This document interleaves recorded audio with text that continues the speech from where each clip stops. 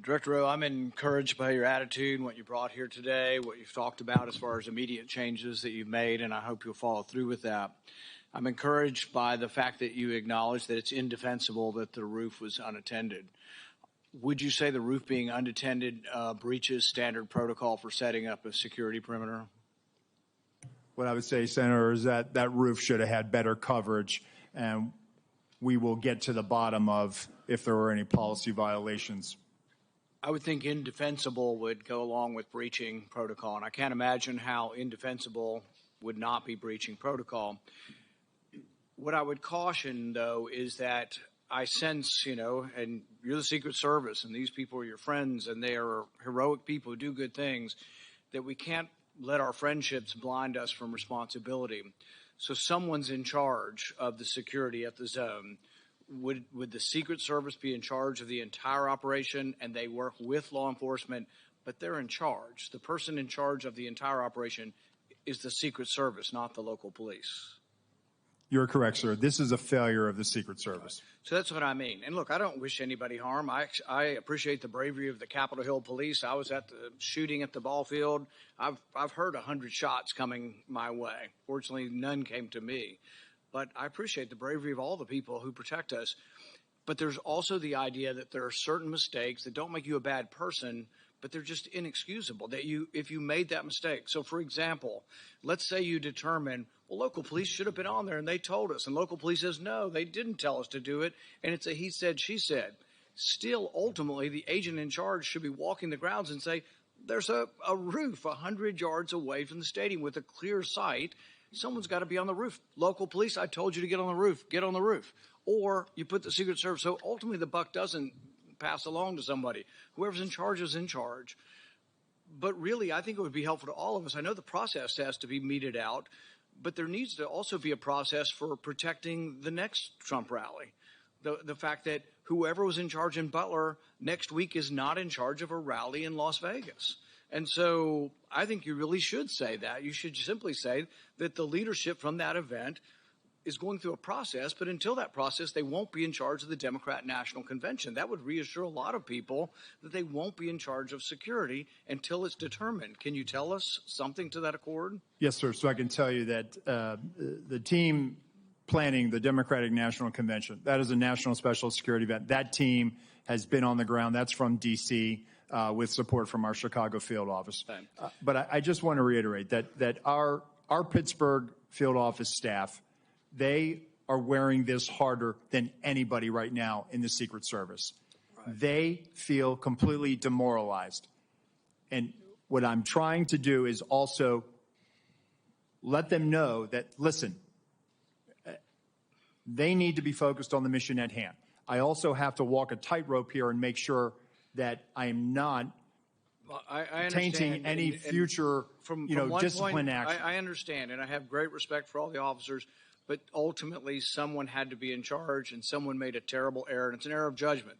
The big error is the roof. But another big error is we have 90 minutes of a suspicious person. Now, Senator Durbin mentioned the rangefinder. None of these are enough to shoot a suspicious person, but they certainly, you would think, would be enough to stop the proceedings. That's where I think you get to the second major management or judgment error of this. Now, Trump's done probably 100 rallies like this.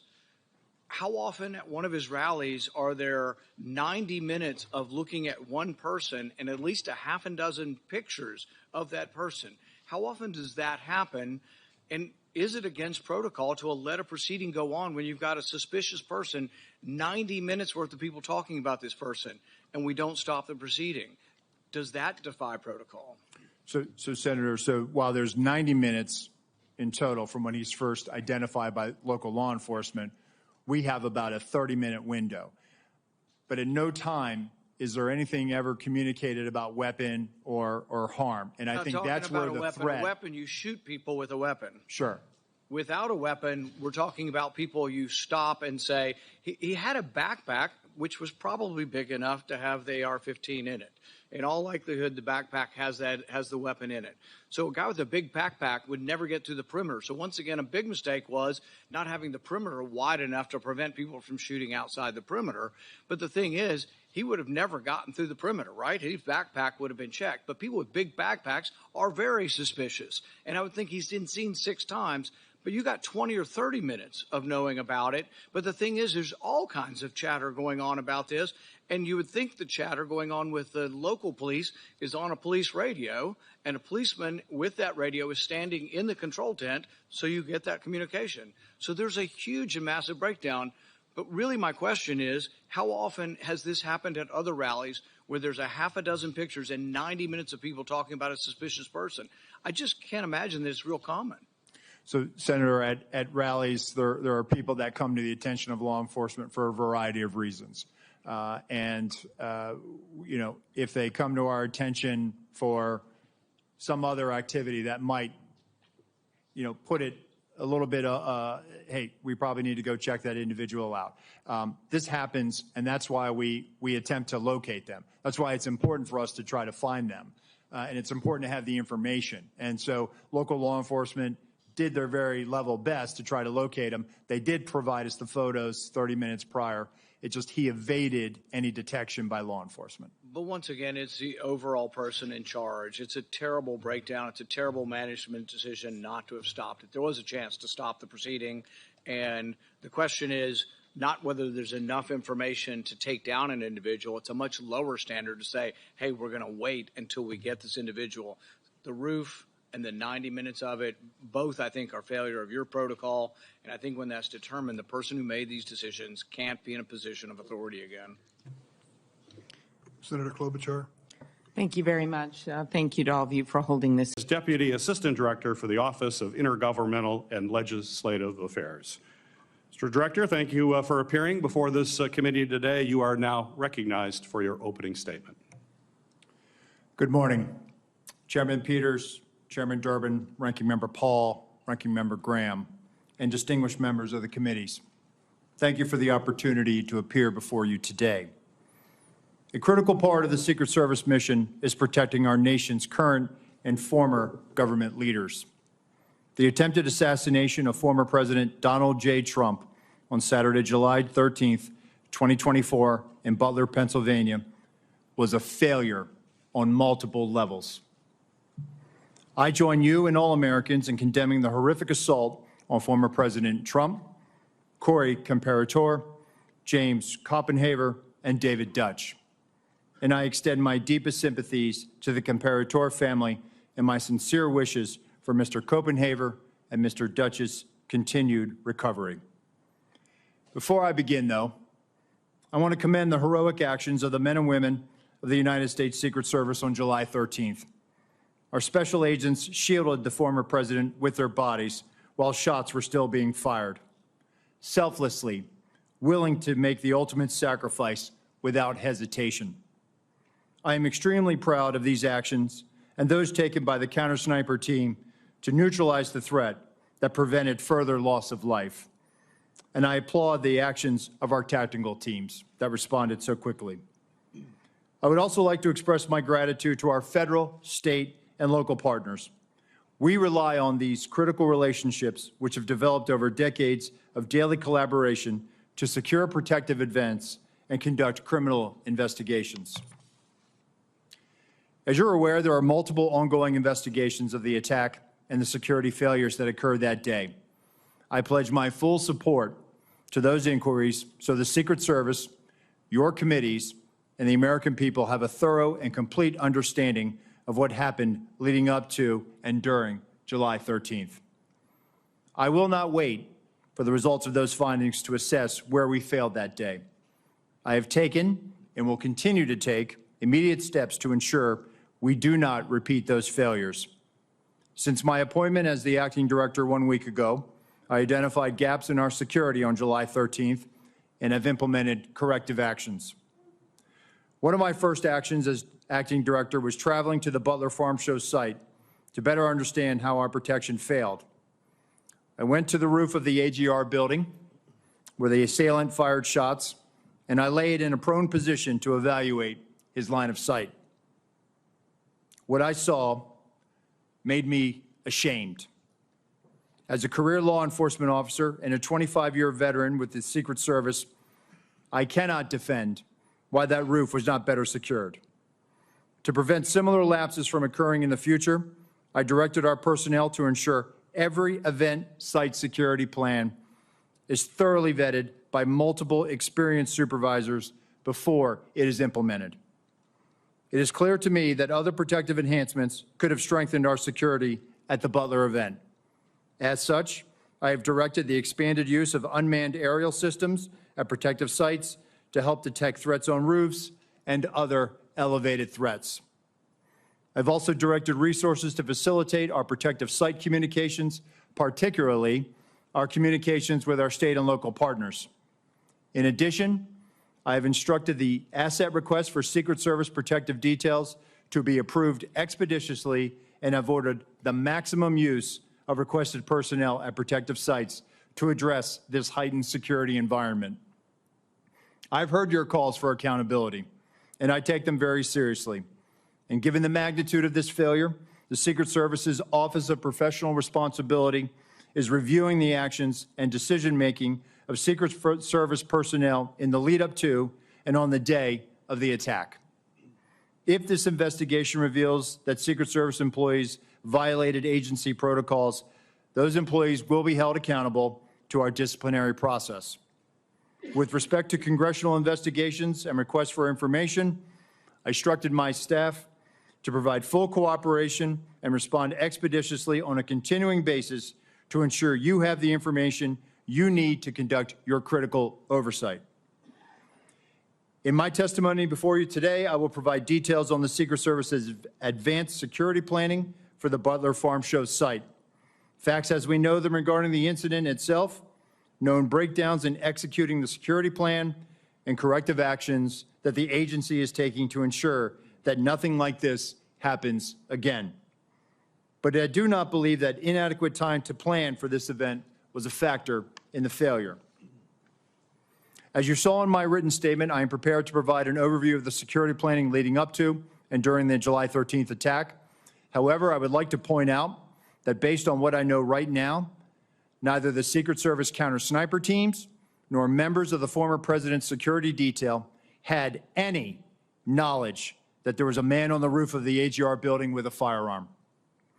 It is my understanding those personnel were not aware the assailant had a firearm until they heard gunshots. Prior to that, they were operating with the knowledge that local law enforcement was working an issue of a suspicious individual prior to the shots being fired. I regret that information was not passed to Congress and the public sooner with greater frequency. And I fear this lack of information has given rise to multiple false and dangerous conspiracy theories about what took place that day. And I want to debunk these theories. Let me address one conspiracy directly. The Secret Service counter-sniper neutralized the assailant within seconds after the assailant fired his weapon. That counter-sniper had full discretion to use deadly force to stop an attacker and did not need to seek authorization to fire. I am immensely proud of the selfless dedication of our employees to the mission. Every day, across the globe, the men and women answer the call to protect our nation's leaders, and the standard is no fail for a reason.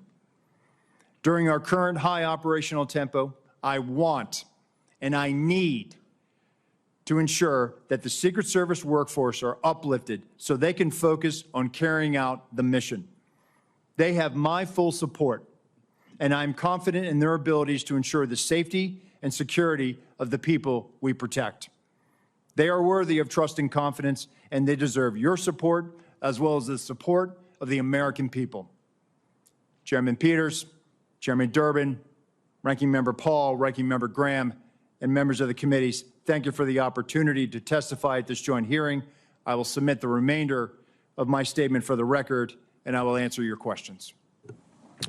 Thank you, Mr. Rowe. Our second witness is Paul Abate. Mr. Abate is the Deputy Director of the Federal Bureau.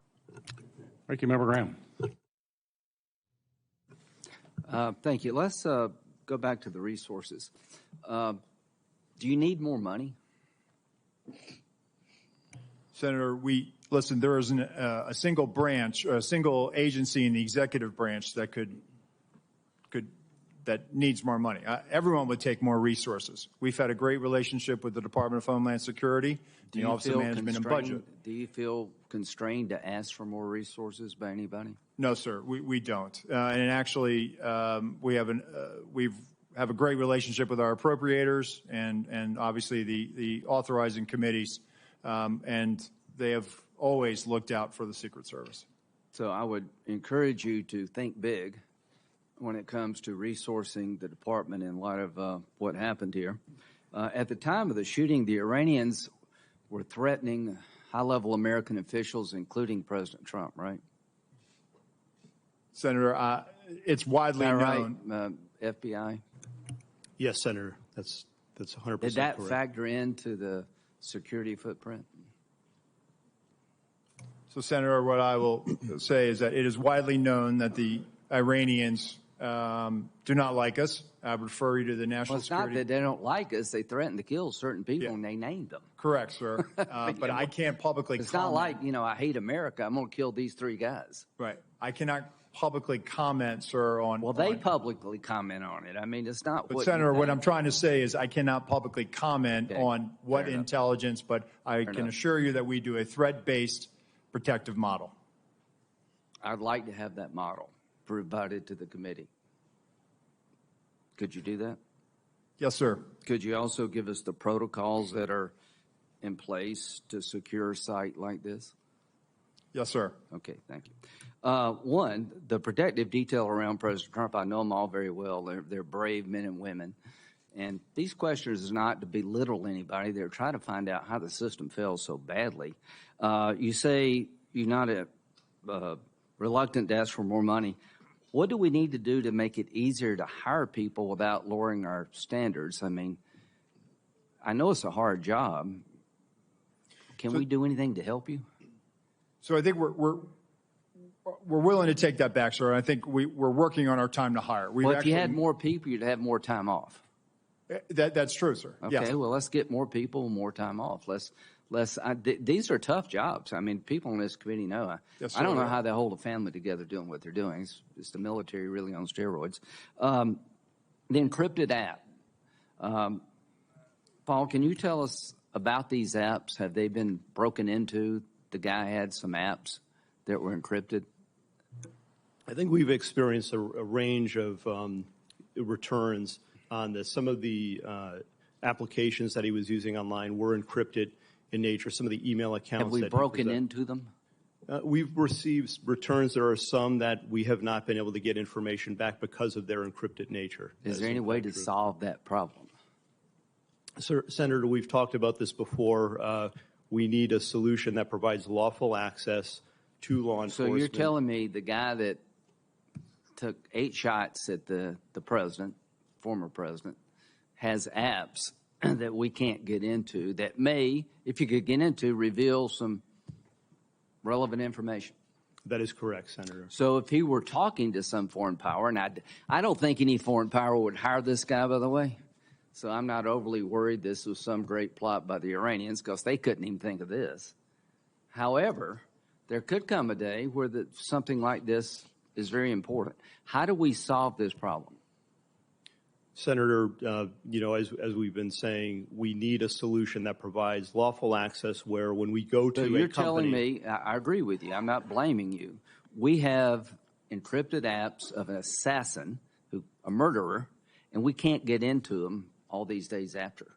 That needs to be fixed, folks. I'm all for privacy, but to a point. What if, in the future, somebody's using these apps to communicate with a foreign power? I think we need to know these things. We need to know them in real time. So lessons learned is that everything failed. Corrective action, seems to me you need more money and more people.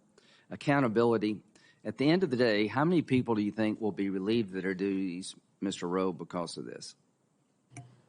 Senator, I publicly cannot, and I cannot weigh in on that right now, right? It has to be a fair and neutral Absolutely. process. From a right? fair point of view, Would you say this is a major system failure at every turn, and those in charge of the system in question, not only was it embarrassing, they failed? So, Senator, again, if there were policy violations, those individuals will be held accountable, and they will be subject Just send to our us the table of policies penalties. if you could. Yes, sir, we you. will. But they will be held to our table of penalties, which you. will include up to termination. Thank you. Thank you, Mr. Chairman. Director Rowe, can you put your first poster, your first demonstrative back up? Please put A up, please. Let's make sure everybody can see it. This is the photograph, I believe, that you took, your team took of the roof, the AGR roof. Yeah, that's the one. Okay, so from this vantage point, as the law enforcement who are in those windows, as they look left, they should be able to see the shooter clearly there on the AGR second floor roof. My question is, why is there not a Secret Service counter sniper on that roof? So, Senator, we're when we post up, our methodology is to look at things that can see in on our protectees, so that they can provide that coverage. But why is there not a Secret Service counter sniper there with clear line of sight? That roof has a clear line of sight to the former president. Why didn't you put a Secret Service counter sniper there? The Secret Service's counter sniper role is to neutralize those threats that are looking in on us from where the protectee is, not necessarily You think maybe you might want to revise that protocol in light of what happened here? They were protecting the principal, and I think in The principal got shot. I understand that, sir. So do you think you might want to revise the protocol? Let me ask you this. Who was the lead site agent who made the decision to leave the AGR building completely outside of the security perimeter? Who was that? Senator, I cannot give you that name. This person is operational. They're still doing investigations. They're still doing protective visits. Have they been relieved of duty? Senator, they have not I know been their relieved name, of by the duty. way. Why have they not been relieved of duty? They are still cooperating, not only being interviewed by the FBI, but also by our Office of Professional Responsibility. And we will let the facts of the mission assurance and any further investigations play out. Isn't the fact that a former president was shot, that a good American is dead, that other Americans were critically wounded, isn't that enough mission failure for you to say that the person who decided that that building should not be in the security perimeter probably ought to be stepped down?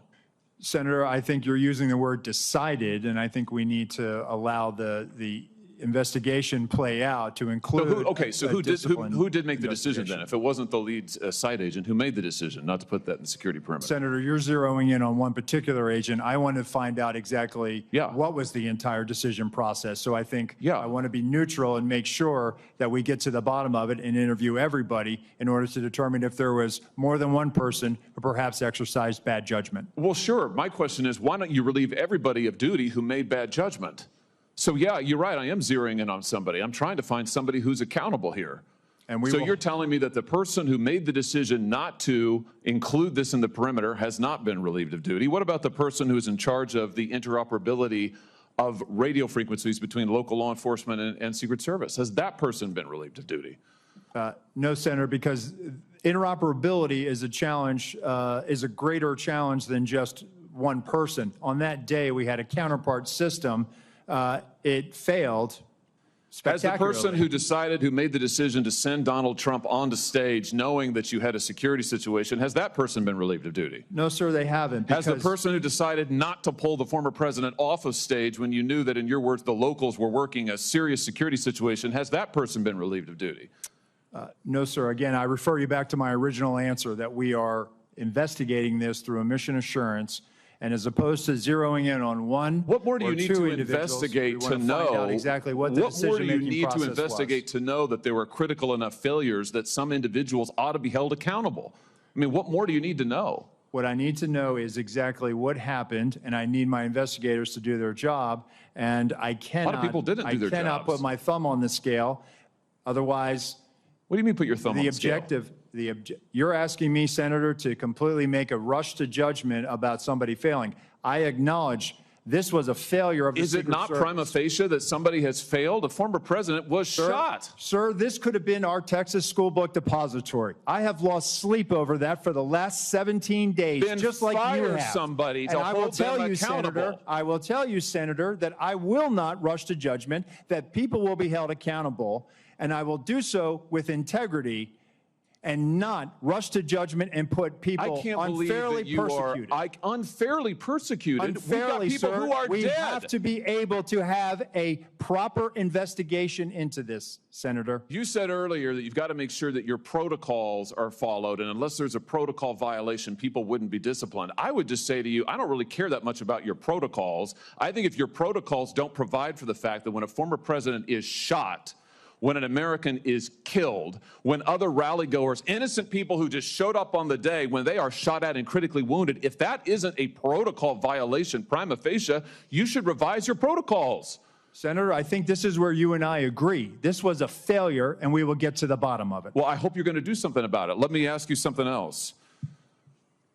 The Real Clear Politics reports this morning that you were directly involved in denying additional security resources and personnel, including counter snipers, not just to this event, but over the last 2 years, that President Trump's team repeatedly asked for these additional resources, and you personally were involved in denying them. Is that true? Senator, as I stated earlier, that is not true. So you never denied any resources to former President Trump's team?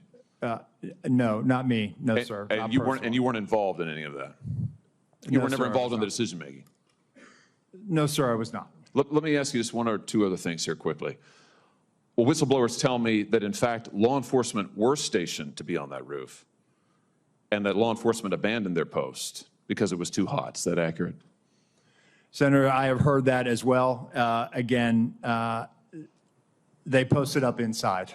And I think moving forward, as I said earlier, we're going to ensure that state and local counter snipers are on roofs. But do you know if someone was supposed to be on the roof? Do you know if someone was in fact? That's what the whistleblowers tells me. That may or may not be accurate. Do you know that to be the fact? Was somebody posted to the roof, local law enforcement or whomever?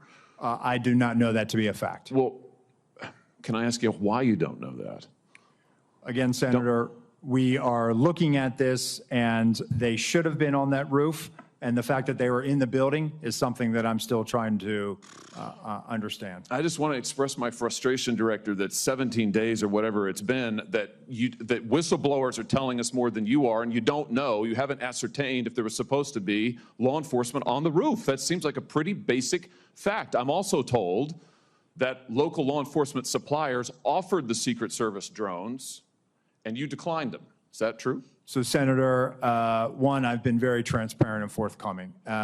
Your agency has not been transparent and forthcoming, so please, let's not go there. I have been forthcoming, sir. That remains to be seen. You've been on the job a few days. So far, you've fired nobody. Now, the drones. Thank you, Were Senator. you offered drones? Senator So there Hawley. was an offer to fly a drone on that day. And why did you deny it?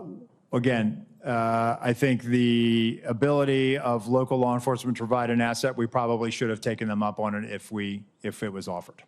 Senator Cruz. Thank you, Mr. Chairman. Thank you, Mr. Chairman. Mr. Rowe, thank you for being here. I agree with what you said at the outset, that the individual Secret Service agents demonstrated remarkable personal courage, putting their bodies in between the line of sight of the shooter and the president. That being said, the bravery of the line agents is quite different from the decisions of Secret Service leadership. Secret Service leadership committed catastrophic security failures, indeed the worst security failures for the Secret Service since 1981, since the attempted assassination of President Ronald Reagan. It is incumbent upon this committee to determine why those security failures happened. Just after the shooting, Secret Service put out an official statement from your spokesperson that says there's an untrue assertion that a member of the former president's team requested additional security resources and that those were rebuffed. This is absolutely false.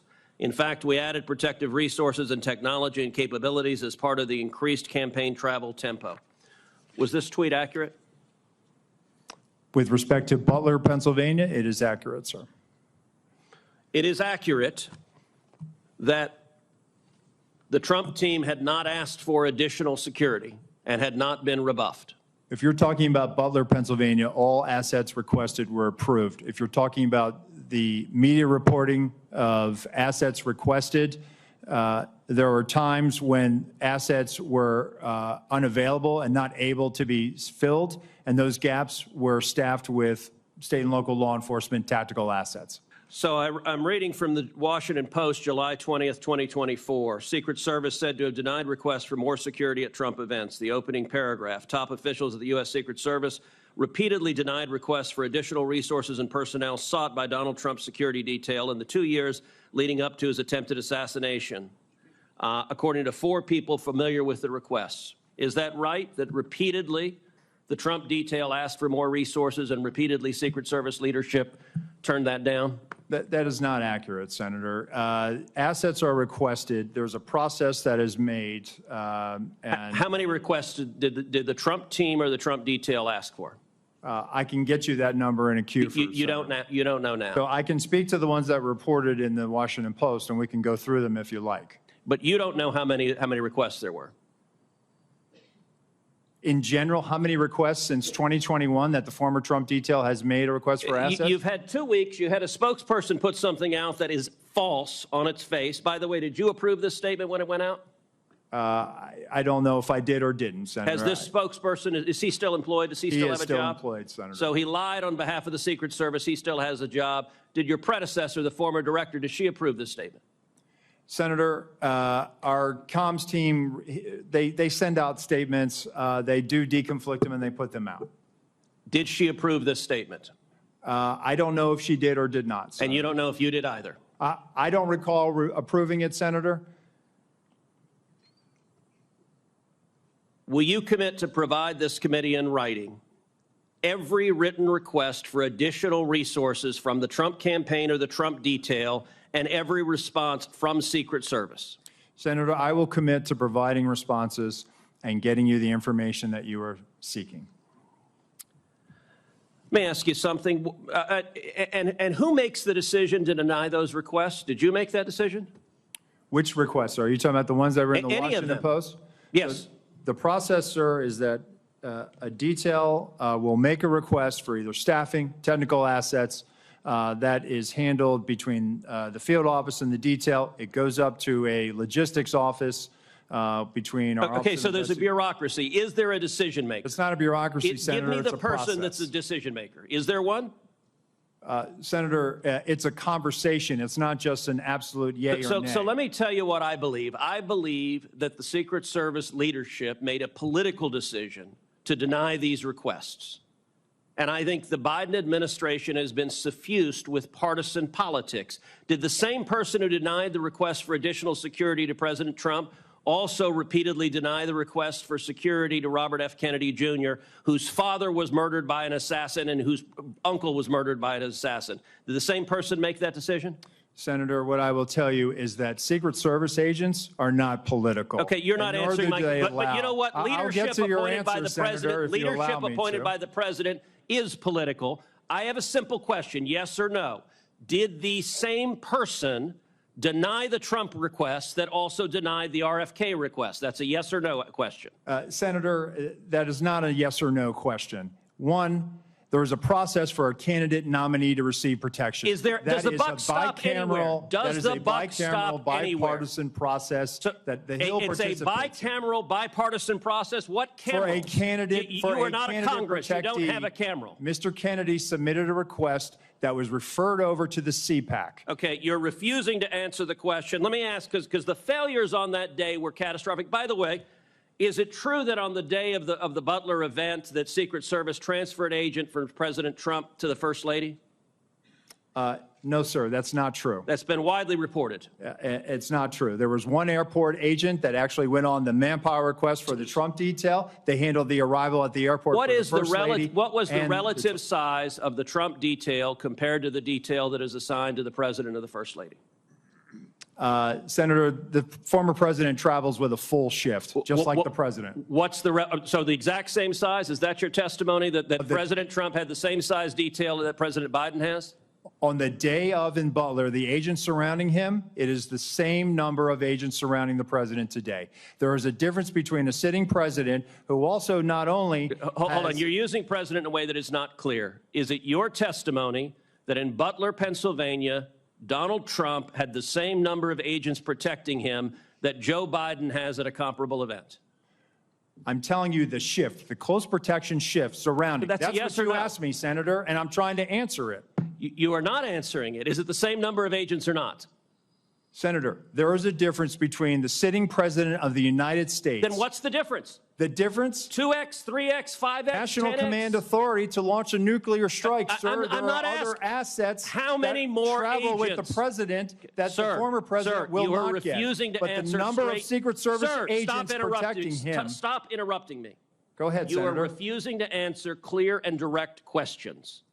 I am asking the relative difference in the number of agents between those assigned to Donald Trump and those assigned to Joe Biden. I'm not asking why you assign more to Joe Biden. I'm asking, is the difference, is it 2x? Is it 3x? Is it 5x? Is it 10x?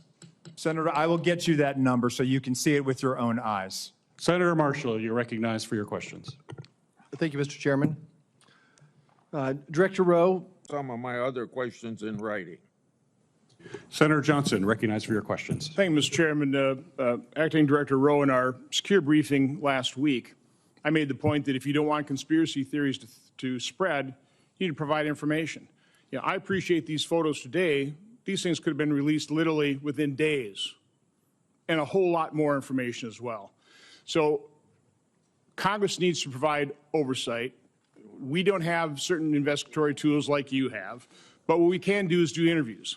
So, Acting Director Rowe, did you receive our letter from July 25th requesting interviews with 13 individuals of the Secret Service? We are in receipt of that letter, Senator. And I don't, Director, Deputy Director Abate, have you seen that letter as well? Do you know who we're requesting interviews with?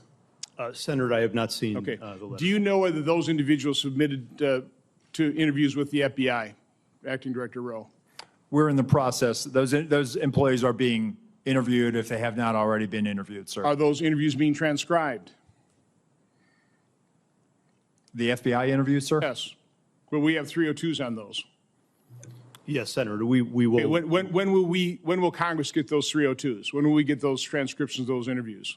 Senator, I'll take that back and we'll get those to you as soon as possible. So, Acting Director Rowe, when will those individuals be made available for Congress, for this committee to interview them? Senator, we'll make them available. How soon? Because memories are short. They can be influenced by events. We need these transcribed interviews as soon as possible. We will get that done, sir. Does the Secret Service use encrypted communications at events? On our radio nets, we do, sir. Are those memorialized? Are those saved? The radio traffic from Butler, we did not have recordings. Do you normally? Not on the road outside of D.C. or outside of a presidential or vice presidential stop. So communications between Secret Service agents will not be available like we've gotten the communications from local law enforcement. I'm sorry, Senator. So we're not going to be able to get those communications. You didn't save them. No, sir. Which is very unfortunate. It is, sir. And moving forward, I've directed that we will now start recording those so that we will have them moving forward. And by the way, I'm going to ask for a number of things at the very end to be entered in the record, but one of my preliminary findings is that the Secret Service did not attend the 9 o'clock briefing the day of the event. In your testimony, you said that a site briefing was conducted with Secret Service personnel and law enforcement partners supporting the event. Those both can't be true. So local law enforcement do not believe Secret Service was present at the 9 o'clock briefing. Were they or were they not? So, Senator, with respect to the snipers that went on national television and gave an interview and said that they did not get a briefing from the Secret Service, they were supporting through mutual aid, and our personnel briefed the tactical team leader that was leading that element that was providing this counter sniper. Acting Director Rowe, you said that the Secret Service provides explicit instructions to the locals. Were explicit instructions provided to cover the roof of the AGR building and locals just not follow it, or were those explicit instructions not provided? It's my understanding what was communicated is that the locals had a plan and that they had been there before. So an awful lot of the chatter on social media has to do with is there partisanship in the Secret Service, providing coverage for some individuals and none for others, about Secret Service coverage or additional coverage enhancements being denied. Was there ever requested additional coverage for Mar-a-Lago? Senator, we have provided additional resources to the Mar-a-Lago residents. Was coverage asked for and denied ever?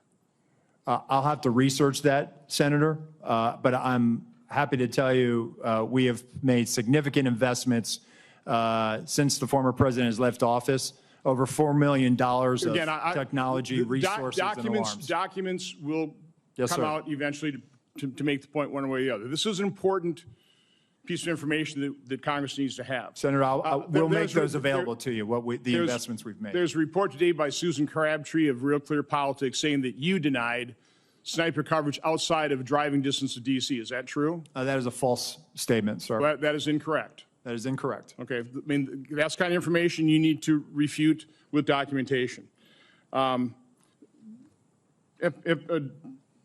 Deputy Director Abate, you said this is an assassination attempt and domestic terrorism. It's obviously assassination attempt. Why make the distinction? What is different about that? We think it's important to cover all the possibilities here and the reality of what we're dealing with and what we've all seen, Senator. And we've learned lessons from the past. The tragic shooting at the baseball field was referenced here. We've learned the lesson from that. That was not opened properly, and we've made changes in the Bureau, and it's reflected here in terms of how this investigation is being approached with a completely open mind and inclusive of all the possibilities, including domestic terrorism. I fear that makes the investigation potentially partisan. Mr. Chairman, I would like to request that my July 14th letter to Attorney General Garland, Mayorkas, and Ray be entered in the record. It asks for all kinds of information, documentation, asks a lot of questions. My preliminary findings of July 21st and July 23rd, including timelines, a bunch of questions as well, be entered in the record. And then our updated timeline dated today. This goes not only by minute, by second, and we will continue to update this timeline as more information becomes public. This is the way you do investigation. We need to find out literally second by second what happens. So the American public understands the truth. Without objection, so ordered. Senator Butler. Thank you. Thanks, Mr. President. Senator Ossoff, you recognized for your questions. Thank you, Mr. Chairman, and thank you both for your testimony today and for your service. Mr. Rowe, I want to begin discussing Secret Service staffing and the extent to which HSI or other personnel are augmenting or backfilling inadequate Secret Service capacity generally and on the day of the assassination attempt.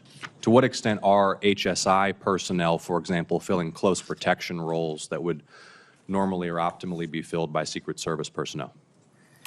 So thank you, Senator, for that question. So as we have done, even back when we were with Treasury, we enlist during campaign years the assistance of other law enforcement agencies in that department. So when we were in Treasury, we used ATF, we used IRS-CI. When we transferred over to the Department of Homeland Security, we have brought that practice with us. So going into a campaign year or during a national special security event like the United Nations General Assembly, we will enter into a memorandum of assistance for the campaign with HSI. HSI will provide post standers, essentially federal agents, law enforcement, to be able to help secure a site. When it comes to close protection, the only time that we will utilize them is during a United Nations General Assembly, where they may be utilized to protect a low-level head of state or provide security at a hotel in New York City where those protectees are staying. So on the day in question, all of the former president's close protection detail were full-time Secret Service personnel? They were, and they were assigned to the Donald Trump detail. Okay.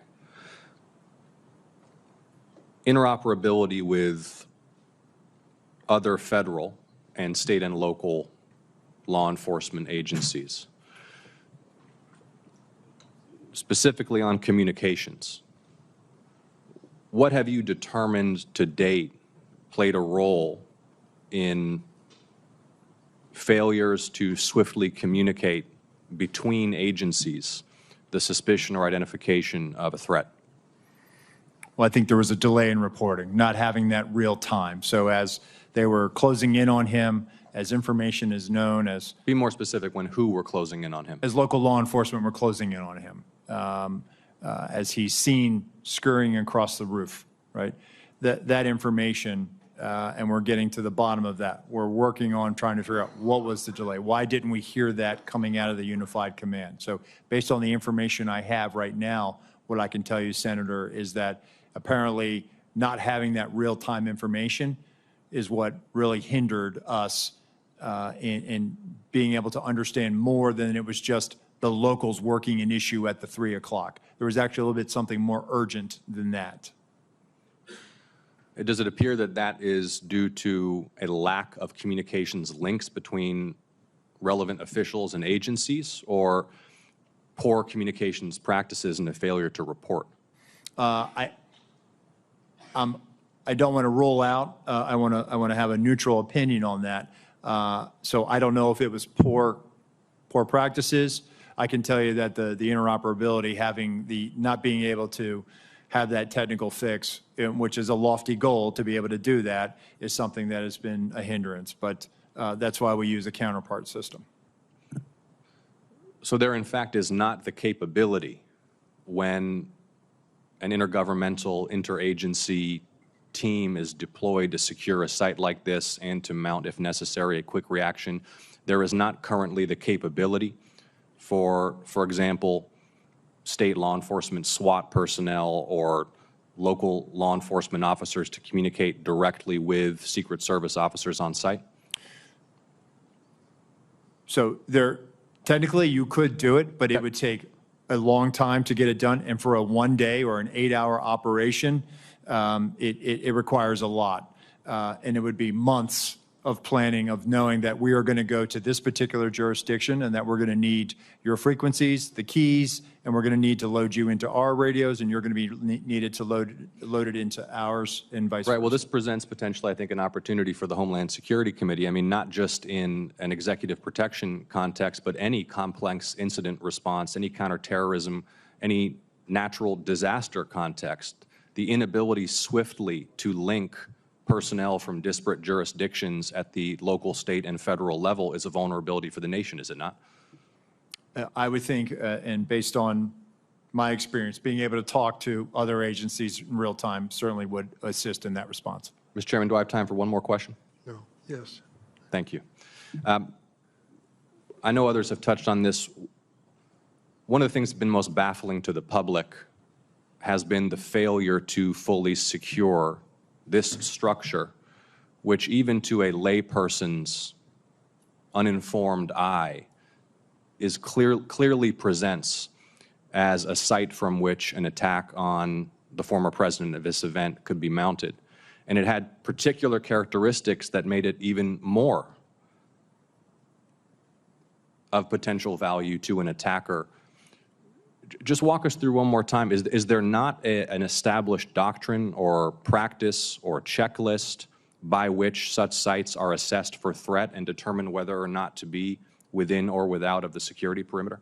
So, Senator, controlling high ground is something that is a must for us whenever we go into a location. Yeah. Well, I know we're all eager for more information on why that task was not completed in this case. Thank you for your testimony. Thank you, Senator Ossoff. Senator Lee. Senator Klobuchar. Thank you very much. Thank you to all of you for holding this hearing. I appreciated Director Rowe, when we had the classified briefing, and also today, taking responsibility for the agency and your own personal emotion and reaction to your visit and what had gone wrong. For the people in my state that keep asking me, I just don't get how he got on the roof. I know we've gone through great details and a lot of examination. Could you just give a minute on what went wrong and how you think it can be fixed? Because I think it's just going to help to dispel the conspiracy theories. There are some people that think it didn't really happen, which of course is completely ridiculous. It did. There are some people that think all kinds of conspiracies went on within the government, which is also false. But could you just tell them what went wrong so they understand. No, thank you, Senator. I thought long and hard about this. I think this was a failure of imagination, a failure to imagine that we actually do live in a very dangerous world where people do actually want to do harm to our protectees. I think it was a failure to challenge our own assumptions, the assumptions that we know our partners are going to do everything they can, and they do this every day. But we didn't challenge our own assumptions of, we assume that someone's going to cover that. We assume that there's going to be uniform presence. We didn't challenge that internally during that advance. So moving forward, I've directed that when we're talking to people and we're making requests, we are very specific about what we want. We are providing explicit instructions on exactly what our expectation is and what we need them to do and what we want them to do. That's the only way that we're going to be able to move forward beyond this. And let me just tell you that our state and local law enforcement partners are the best. So this belief that somehow they are less than federal law enforcement or they're less than the Secret Service. They're out there patrolling communities every day. They're the ones out there going into hazardous conditions every day. They know their communities. They have the ability to enforce state and local laws. Our advanced agents do not. Right. We need them, and we need them to be partners with us, and I think we need to be very clear to them, and that may have contributed to this situation. Yeah, appreciate that. I have the same respect. Next, one of the things you mentioned to me was, and to all of us, was in this other briefing, was just the texting protocol. And I think a lot of us think about this in non-security settings, about how people are just texting all the time instead of talking, and how it takes our eyes off, in your case, the target. Could you talk about what might have gone wrong there and how you think things could change when there's the hope is that their eyes are constantly on the scene and on the potential targets and risks? Thank you, Senator. So, again, we need people focused on the problem or on their area of responsibility. It was great that there was a text chain, but that communication needs to go over the net. It needs to go over a radio channel so that everyone has situational awareness of it. And the point I was making in the closed door briefing is that we have to get to a point now where we are using our radio systems to have that collective awareness of this. I think, one of the things that I've directed is that in addition to the interoperability, we're going to roll out common operating picture, a common operating platform that we utilize for national special security events. We have the ability to roll that out to the field that has a Blue Force tracker in it that's able to, where you can put where all your state and local assets are, where our federal assets are. But in addition to that, I want people using the radio. So it's great that the tactical elements are talking to each other. It's great that the shift is talking to each other. But we have to be able to make sure that whenever we come across a situation, that everyone has situational awareness of this. And I will take this, in my time when I was operational in the President's detail,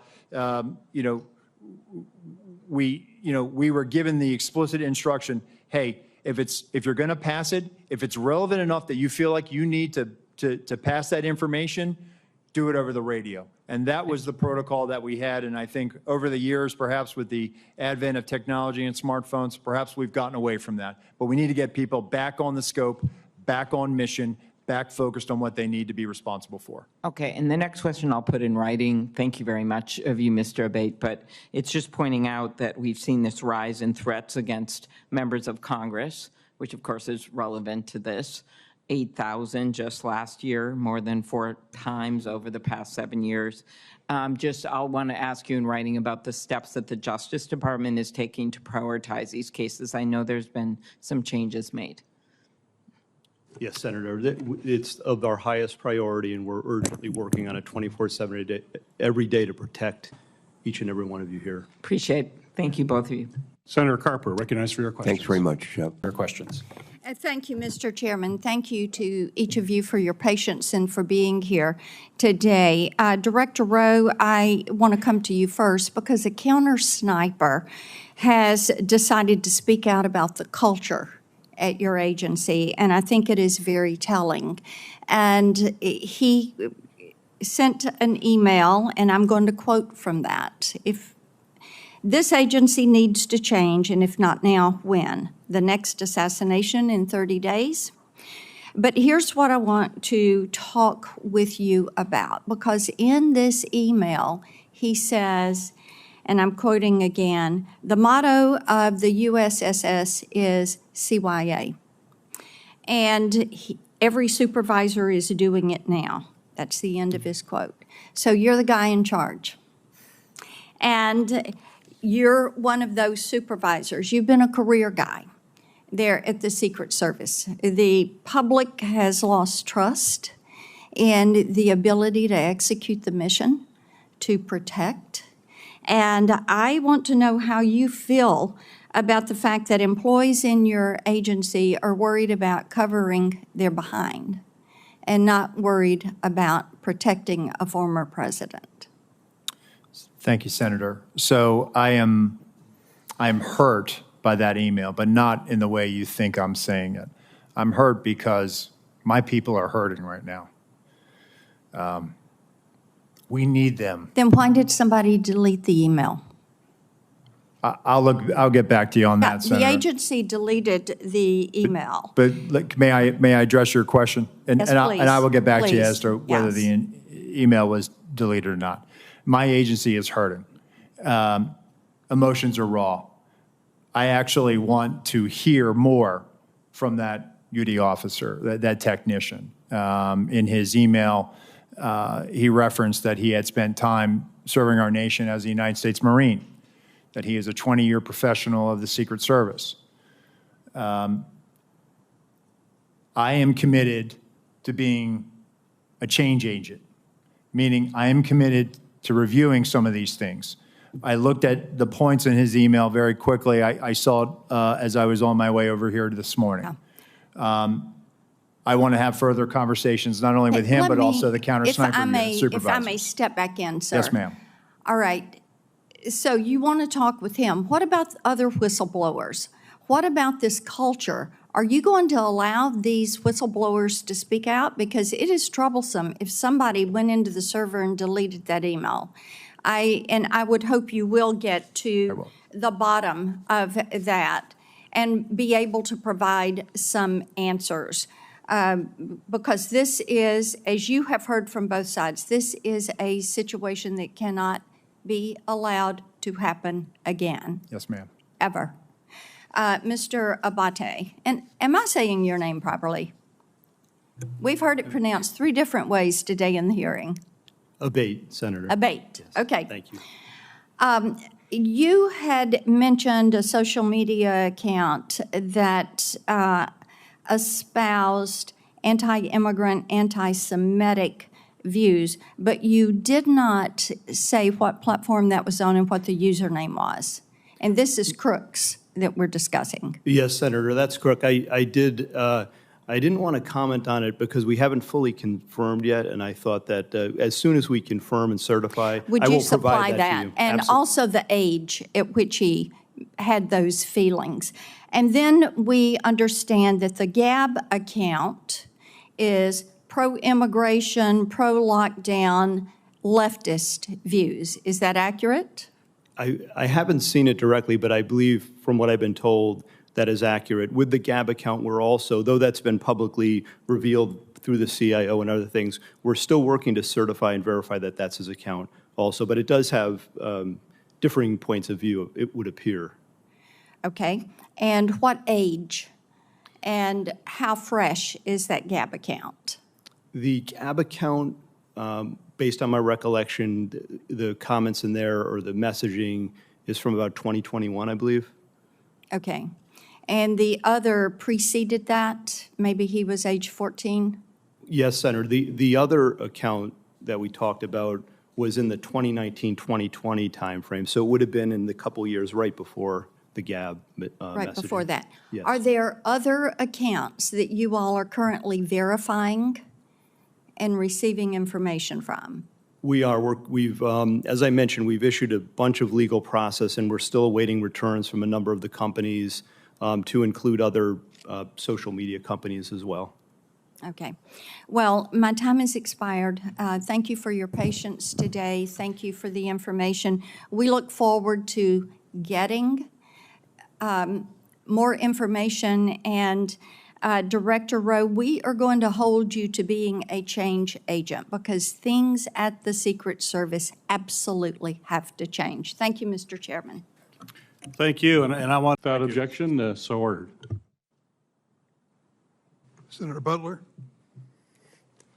Thank you, Mr. Chairman. Thank you to both of our chairman and ranking members for holding this incredibly important hearing critically for the American people to understand the safety and security that is being provided to our national leaders. Thank you both for being here and for, again, answering the hard questions. This is a time of, I think, heightened attention, deservedly so, not only for our national leaders, but for the teacher who decides that they're going to go and participate in their democracy, or the firefighter who wants to hear the voice and vision of the potential next leader of this country. My thoughts and prayers really are with those Pennsylvania families who have lost loved ones or have been critically injured.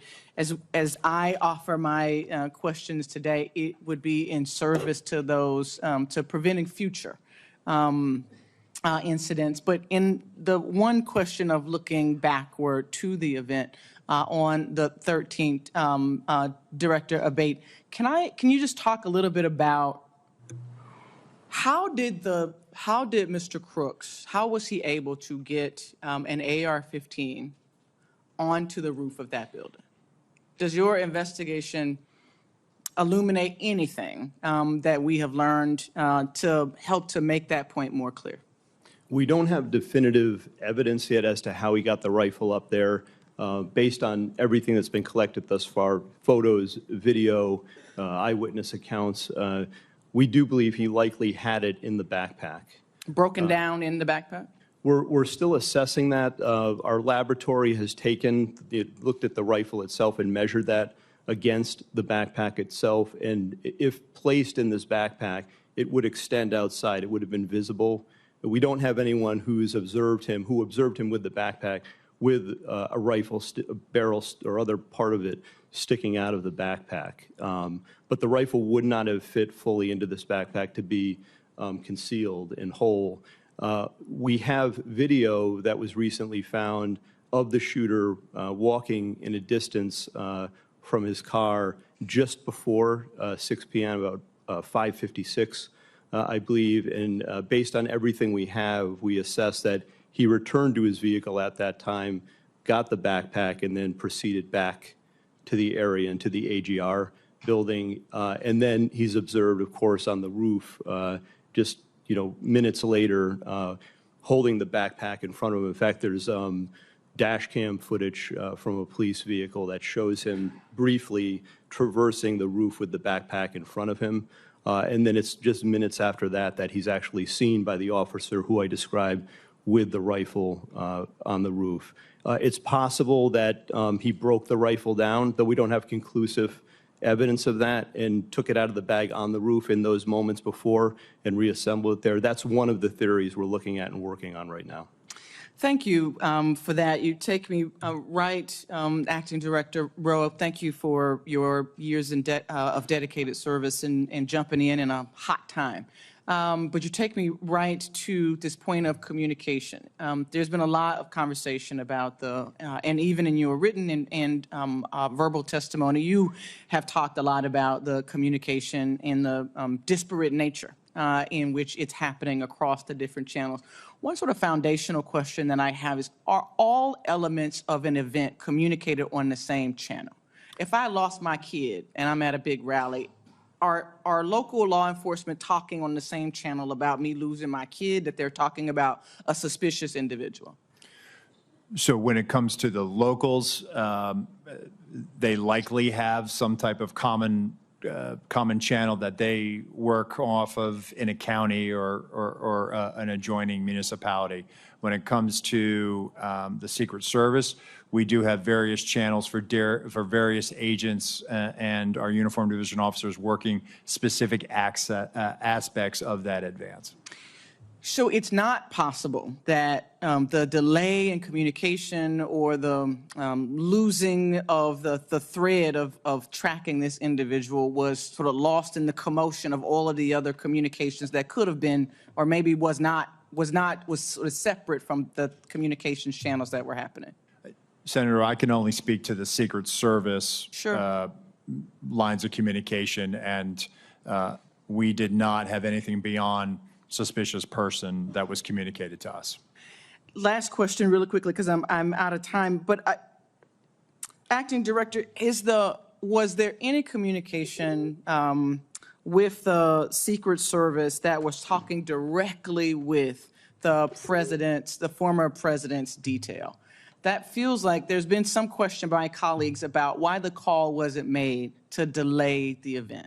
Help us understand the communication that either was or was not happening directly with the former president's detail to make the call to delay 10 minutes. We've all been to these events, they never happen on time. But to delay while this was being investigated. So the detail, they were operating on their net, which our security room was monitoring. But again, having information of a suspicious individual, there were other calls that day of individuals that came to the attention of law enforcement, of people that needed medical attention. So it really, that particular, regarding the assailant, that never really rose to a level of we should not put him out there. Had we known that there was a dangerous individual out there, we would never let a protectee go out on stage. Thank you, Mr. Chairman. Senator Heston, recognized for your questions. At the outset, I want to express, as many members have, as President Trump did, the admiration and respect for the bravery and skill of the officers who were on site that day, Secret Service officers, as well as all the local law enforcement. As it happened, my 9-year-old son was watching with me that afternoon, and it was hard to get him to turn away from it. And he asked who all those men and women were who jumped on Mr. Trump. And I said, in layman's terms, those are his bodyguards. And he said, what are they doing? I said, they're protecting him from a bullet. And he said, actually? And I said, yes. He said, for real? And I said, yes. And it was hard for him to process that. But as a reminder, I told him that there are men and women in the Secret Service and law enforcement and the military who are willing to die for our country. And it's an important lesson, I think, that everyone should take away from this, that you had very brave men and women on the ground there who were doing their job to protect this country, to protect a former president and a nominee for president, as they do every day for so many other protectees. Obviously, there were failures in the planning and preparation for this event. Mr. Rowe, we've heard that the shooter had a golf rangefinder. Was that not on the list of prohibited items at an event like this? Currently, it is not on the list of prohibitive items, but we're going to make that change, Senator. John Kennedy can't get into an LSU football game with a flask. Yeah, I can. Well, he probably can, but he's not supposed to. It just seems like common sense that you don't need a laser rangefinder at an event like this.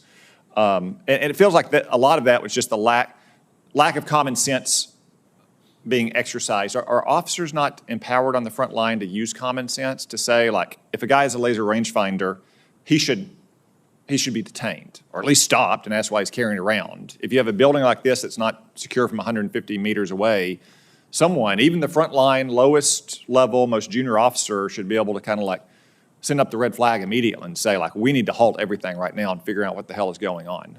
I mean, do officers not feel empowered to use that kind of common sense? I would hope they would, Senator. I can tell you from our uniformed division officers that run our magnetometer screening, they do a tremendous job. And even though something may or may not be on the prohibitive items list, They are well trained, and they do exercise that good common sense. And you want this I want important them. message. Okay, I want every one of your officers all around the country to hear that their acting director wants them to exercise common sense. It doesn't have to be policy or protocol or procedure. They should exercise common sense. Thank you for that. So it was reported right before Ms. Cheadle's hearing last week that, in fact, President Trump's detail had requested more resources and those had been denied. She said that she did not deny those resources. You've testified this morning that you did not either.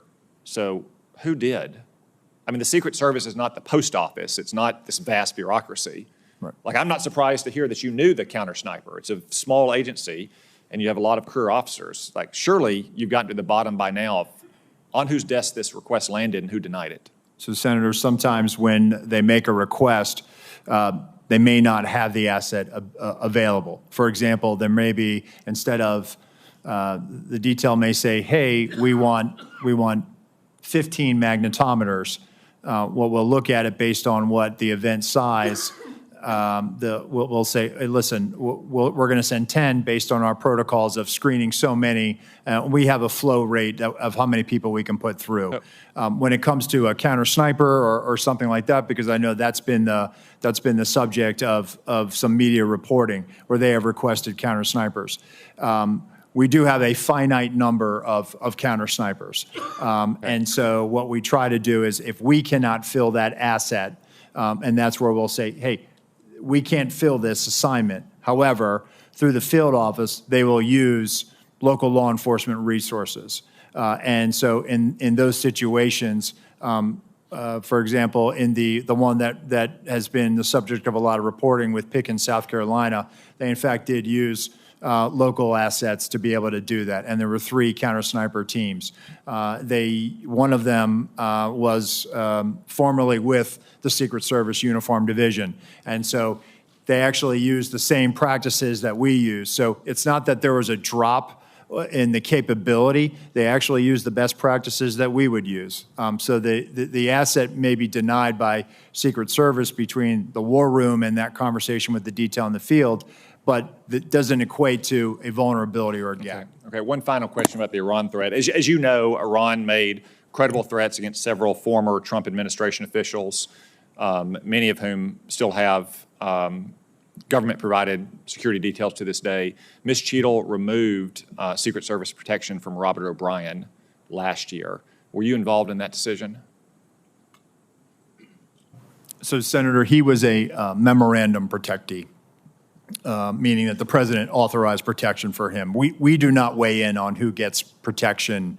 Why? So you're still protecting some others. I won't reveal their names. But you are still protecting others, and other personal security offices in the federal government are protecting others.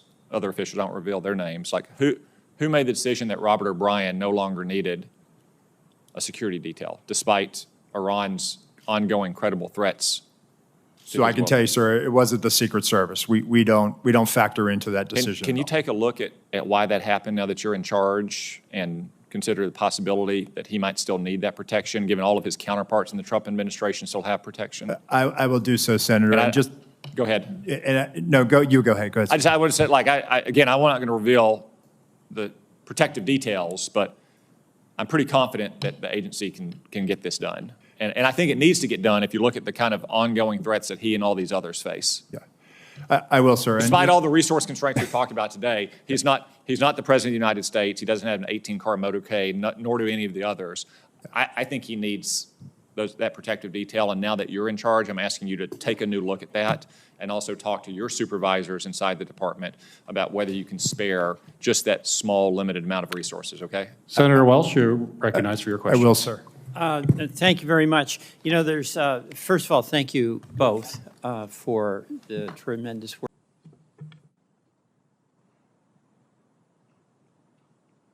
Senator Scott, you're recognized for your questions. Thank you, Chairman.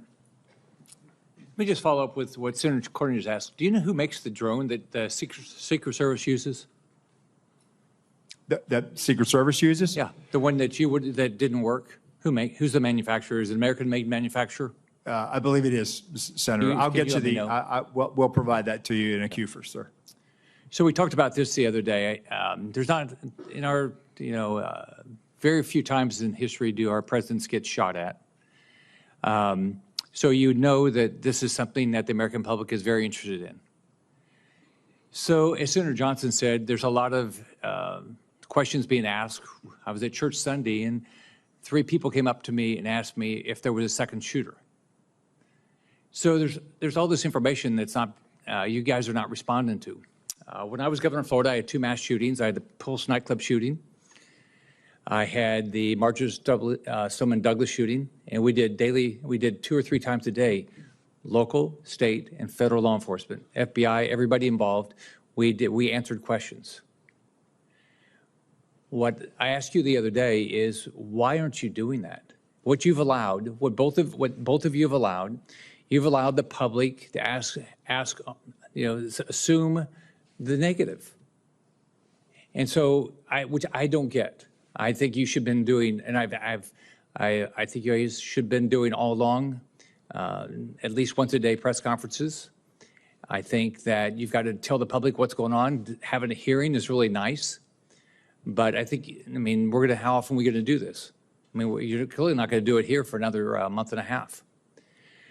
So I asked you the other day, why aren't you doing press conferences, and are you going to commit to doing press conferences? I think what you all said the other day, you're going to ask Secretary Mayorkas and Director Rowe if you guys could do those daily press conferences and start giving the public information. What's the answer? So, Senator, that's why, one, I'm here today. I'm here today to provide information and answer those questions. And we are moving towards doing more frequent releases of information, and we are willing to do that press conference. And once we get through this hearing today, we are going to, in all likelihood, do one this week. Okay, so what's the commitment to the public that you're going to do press conference? Are you going to, it's what, 17 days?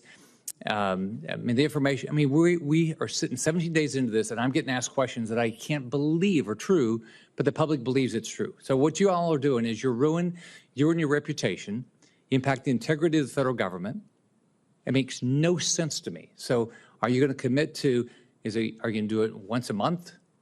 Both, and the FBI, the same thing, not just you. What did Director Rowe say? Did he say you couldn't do it? Senator, if I may jump in here. First, thank you all for your guidance in this regard. And in fact, we haven't done something every day, no doubt about that. But, we're focused from the FBI side on the investigation in part as we laid out here today. We actually, based on your guidance, we did a media engagement, not a stand-up type press conference just yesterday, and laid out in full everything that I've shared here, and even beyond that, just in the interest of time. But we are, because of the intense interest in this and the implications and the national importance, we've literally provided everything through media and through journalists and here, all of the information that we have derived from the investigation thus far. We remain committed to do that in full, answering any and all questions and sharing any and all information we obtain. Do you guys realize the value of going in front of the press and answering all their questions? You realize that if you don't do it that way, everything gets filtered. You get to put out all the information, and you should be providing. You should be every day say, this is what we know now. This is like Senator Johnson put together a timeline. You should have put together a timeline. You should immediately put out, this is what we know right now, and this is what we don't know. Like you've said, you don't know how the gun got up there, right? You've said it, but why have? That should have been out all along. Say, we're looking at it. It doesn't make any sense. We've done this. We've done this. We've done this. If you do, I just don't get it. Why what you're doing? You're ruining. I've said this about the FBI. The people that work at the FBI, people work at Secret Service, they're great people. You're a black hole. You lose the support of the American public because people don't believe you're being direct with them. So I completely disagree with your approach. I just want to finish. I've got like everybody else. I said I did a letter July 18th. I haven't gotten any answers yet. I want to put it into the record, and I'd love to get the answers to this because this is what the public is asking for. They want more information. They want to know what happened, who's going to be held accountable, and how we're going to make sure this never happens again. Thank you. Without objection, it'll be entered in the record. Questions? Thank you, Senator Peters. I would like to begin by making a statement that it's not in the form of a question, and you'll understand why when I say it. In 20 days, we're going to start the Democratic National Convention in Chicago. I have been briefed by the law enforcement agencies plans for security for that event. Tens of thousands of people will be there, including some of the highest ranking politicians in the United States. I trust that both of your agencies can answer in the affirmative if I ask you whether you're actively engaged in working with the development of security plan, taking into consideration the lessons of July 13th. Senator, that is 100% yes from the Secret Service. Yes, from the FBI as well, sir. We've been working on this for well over a year in preparation. I'm not going to ask for details for obvious reasons, but I do want to ask a question about the Secret Service staffing. Congress has nearly doubled the budget for the Secret Service over the last 10 years, from $1.8 billion in fiscal year 2014 to $3 billion in fiscal year 2024. Despite this large increase in funding, the number of agents in protective operations has fallen from 4,027 to 3,671 during that same time period, an approximate 9% reduction. Acting Director Rowe, what accounts for protective operations losing 356 agents over the past 10 years? So, Senator, with respect to where we are today on staffing, and then I'll address the 10-year where we were. In this year alone, we are going to end the year on the positive of 200 plus agents. That's the first time in a number of years that we've been able to do that. Part of that was gaining some efficiencies in our hiring process. But what I want to re-emphasize is that we have not dropped standards. Only 2% of every applicant actually makes it through the hiring process. We are filling our classes at the Federal Law Enforcement Training Center, and we are doing this ramp up as part of what lies ahead of us with the LA Olympics in 2028. With respect to what has happened in years prior, this is a difficult and challenging job, being a Secret Service agent. Living your life by somebody else's schedule, constantly away from your family, constantly having to meet increased operational and investigative demands, which we gladly do. But it's not for everyone. And I think there are times where people have to make tough choices and they decide to leave the agency. But that doesn't mean that they were any less of an agent or that they weren't committed to the mission, because we are all committed to being patriots and serving our country and protecting our nation's highest leaders. I think there was a variety of factors. Some of it was the pandemic. Some of it was, the economy or other opportunities. We have people that are very skilled in cyber that often leave the job. Some of the protective skills that they acquire are also in demand in the private sector. But some of the mechanisms that we've put in place just in the last year is also retaining our workforce. And that's what we are focused on right now. The Government Accountability Office has determined that restaffing from these losses have been slowed due to a number of factors, including the years-long background checks for prospective agents and the assignments agents must work through before being assigned to protection. Given these constraints, what steps have you taken to improve recruitment? So we're actually putting out targeted recruitment opportunities. So we've just recently put it out for within our uniform division for our counter sniper unit, our hazardous agent medical emergency response unit, our counter assault team on the special agent side. So we're actually trying to gather the best and the brightest. And I will tell you that we are having great success with a lot of these vacancies. But what I want to reiterate is that, for example, on the counter assault vacancy, we had 700 applicants that applied for this. Really, what we will glean after they make it through the process, and they have to be able to hold a top secret SCI clearance, will be, if we realize 15 out of that tranche, that's a 2% pass rate. So it is very competitive, and we are trying to make sure that we are getting the best and the brightest without dropping standards. One last question for either one of you.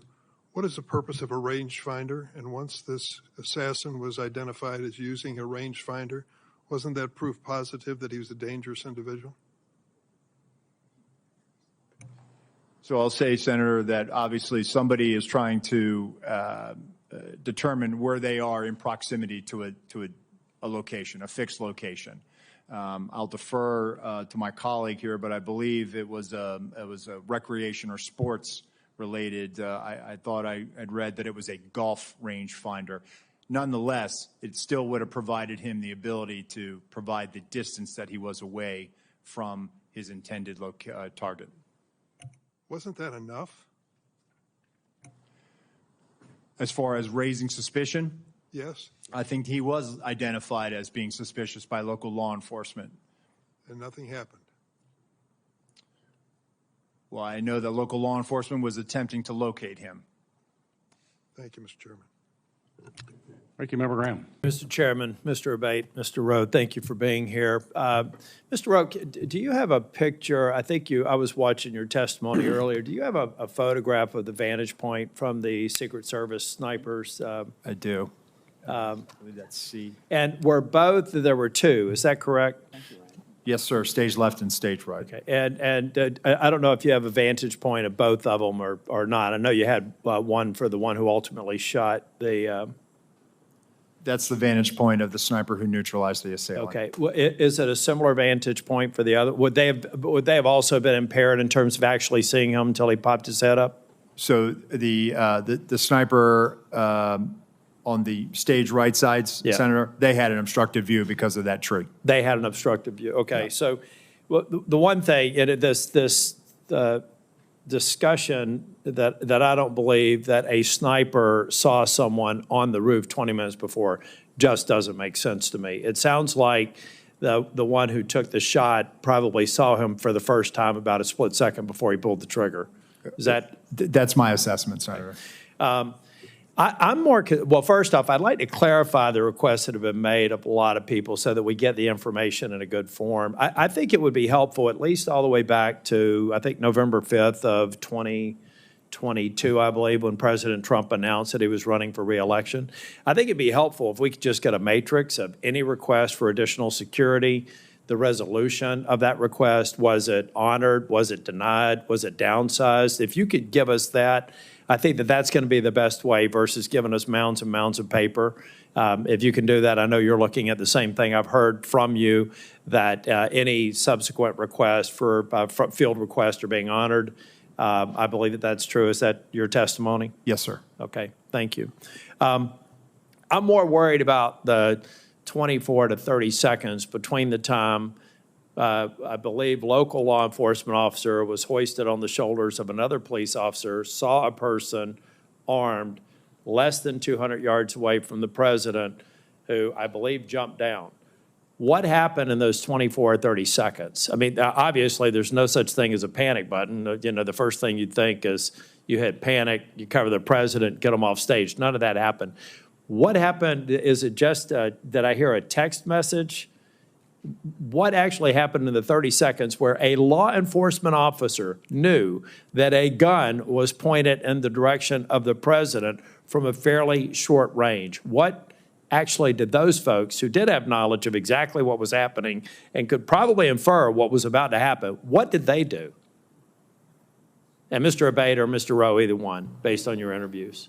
Thank you, Senator. From the interviews, you know, the officers in the immediate vicinity were operating with urgency at that point to get to this person, but he was on the roof. The officer who had looked over the edge, based on what I've been told, the shooter turned toward him with the rifle. That's what the officer observed. So he was under threat himself in that second, so he had to retreat and step down and get back to the ground in order to protect himself and keep him safe from potential rifle fire. But once he got to the ground, along with the other officers, there were Butler County local officers, Pennsylvania State Police. They were moving around trying to find someone to get to this guy. We've got an operational problem here because we had more than 20 seconds to have somehow cut through all the crap and the communications, whatever impediments there were, have to be removed. I mean, it's pretty clear to me. First off, that law enforcement officer, I love law enforcement. I wear the back of the blue pin every day. They do great work. Secret Service did phenomenal work on the stage. But they failed because their job is to protect the public. And they needed to put themselves in harm's way to stop him. Now, I'll let the interviews go through, but there was a massive failure. There were at least 2 law enforcement officers that knew a guy was about to pull the trigger at the president. And, you know, I'm just not really happy with the fact that we couldn't have communicated, covered President Trump, and tried to secure the situation. I'm going to let the investigation go through, but I think it's go forward. I think it's very important to point out that we can't let a scenario go in the future where 20 seconds can lapse when a law enforcement officer within 2 football fields of a former president of the United States has material knowledge that somebody's about to get shot at on stage, and we don't have instantaneous response. You know, in the old days, maybe you just shoot a gun in the air. I know for a lot of reasons why they didn't do that, but there had to be some way to actually diffuse that situation. It didn't happen on July the 13th. I just want to end by saying, Mr. Rowe, I think you've been forthcoming in your answers. I know you're frustrated. I've seen you twice now. You're clearly embarrassed by what happened. You don't think there's any reasonable explanation. And to my colleagues who are worried about communications, they should spend time in their local government and state legislatures to understand just how bad communication is between law enforcement and first responders. We need to invest in this infrastructure. That was also a part of the failure. But if you can please get to me and get to this committee a chronology of requests, accepted, denied, and the reasons for, I think that's going to be very helpful. I will, Senator. Thank you. Thank you. Thank you, Senator Ossoff. Senator Lee. Why was President Trump allowed to take the stage at 6:02 p.m., exactly 17 minutes after multiple suspicious person reports were provided, complete with photos and information suggesting that the assailant had a rangefinder, something that ordinary people don't use in this kind of circumstance? Senator, again, it was suspicion, not weapon, or there was never communication of that there was an individual with a gun or threat or other bad intentions. How many suspicious person reports did you receive that day? I'll get back to you on the exact number, but there were other individuals that came to the attention of law enforcement that day. Would President Biden ever be allowed on stage under similar circumstances with an unresolved set of multiple suspicious person reports provided, including indicating that there was a rangefinder involved? Senator, I can tell you that a suspicious person on the outer perimeter with local law enforcement attempting to locate would happen, but I would need more information as far as whether or not we would allow the president to go on or off. Again, for us, it comes down to weapon, a potential threat. Is the individual carrying an IED? Is there a weapon? Is there some other factor that now ramps up our attention to let's hold off on this? If there were 8 shell casings found next to the assailant's body, but he was neutralized after the first shot, where do those other shots come from? Where do the other shots go? As far as the assailant's shooting? Yes. So did the assailant get out 8 shots, or were those shell casings left from the day before? Where did they come from? The shooter, Senator, we believe fired 8 rounds. We had the shooting reconstruction team go out there for a period of days and collect all that. So we have bullet holes, bullet fragmentation, all taken back, and we're still putting together the trajectory and ballistic analysis, although we do have fragments of the bullets, and bullets have been collected in the distance from the shooter's weapon. Gotcha. It's my understanding that there was a sniper team assigned to a window with complete overlook, complete view of the roof, the same rooftop, sloped rooftop where the shots were fired. It's also my understanding, according to some whistleblower accounts, that post was abandoned. What can you tell me about that? Why was it abandoned? So I saw that from the colonel's testimony, sir, and it's something that I've asked, and our mission assurance is getting to the bottom of. And there were two-man counter-sniper teams from the locals that were in that AGR building. And so at some point they just left? That I don't have an answer for you on that, Senator, but it seems to me that if even one of them left, there should have been remaining some additional eyes left in that building. Yep. That seems like something that maybe should be one of the very first questions you address. I'm actually surprised that you don't know that already, and I'd ask that you submit to us in writing what you learn as soon as you learn it. Will you commit to that? Yes, sir. What can you tell me about, well, let me just state this way. Multiple requests were made by Trump's protective detail and by Trump's campaign team to the Secret Service for additional resources. I'm told that those were denied. And as I recall, the Secret Service spokesperson initially denied that such requests were made and denied. Why not tell the truth from the outset? What were they trying to do there? So, Senator, I don't think there was any intention to mislead. Seems like a pretty material fact, doesn't it? I saw that report. Go ahead, Senator. Will you commit to me that you will submit to us in writing what requests were made by whom and to whom and when they were denied? I will, sir. Okay. Look, at the end of the day, we're looking at a situation in which, at a minimum, people knew that this guy had a gun at least 2 minutes before the shooting happened. I want to know what you can tell me about what happened during that final 2-minute period, where a whole bunch of people in the crowd saw and were shouting, "He's got a gun." During that 2-minute period, perhaps at the beginning of it, the local police started to climb the rooftop, and there was at least 30 seconds after which local police were able to personally observe the shooter with a gun, had the gun pointed at him. What happened during that time period, and why on earth was President Trump not removed from the stage at that moment? So again, Senator, the reason why President Trump was not removed was, again, we did not have anything more than locals working an issue at the 3 o'clock. Wasn't determined as to whether or not it was the same individual or not, and there was no report of the same individual as what? The same suspicious individual. Right, but we've left the category of suspicious individual at that point. You've got a guy with a gun on a rooftop 136 yards away from the stage. You know that he's got a gun at that point. What happened during that time period that did not result in President Trump, his protective detail, being notified of that and him immediately being removed from the situation? Senator, what I will say, and then I'll turn it over to Deputy Director Abate. No information regarding a weapon on the roof was ever passed to our personnel. How is that even possible? Do you want to comment to that? Senator, again, I believe that information, and this is probably something my colleague can expound on, information that was in law enforcement, local law enforcement channels, but did not cross over and make it to Secret Service awareness. Senator, just to clarify the timeline, so the individual was first seen by law enforcement on the roof at about 6:08. We're still working to perfect the timeline based on the radio comms and all that. It wasn't until at 6:11:03 seconds, the officer saw him and called out his arm. That was the first sighting where he had the rifle on the roof, and then he. And that was relayed to the Secret Service Command Center at that point? My understanding is no, Secret Service, it was not relayed to them. It's a narrower time frame, though. It's probably about maybe up to half a minute between the time he's seen with the rifle and when the shots are fired. But there's still time. At that point, if there were an open channel of communication in which they were able to tell him, he's got a gun, take him out. You could still take President Trump off the stage. You could have him duck. You could have the shooter neutralized.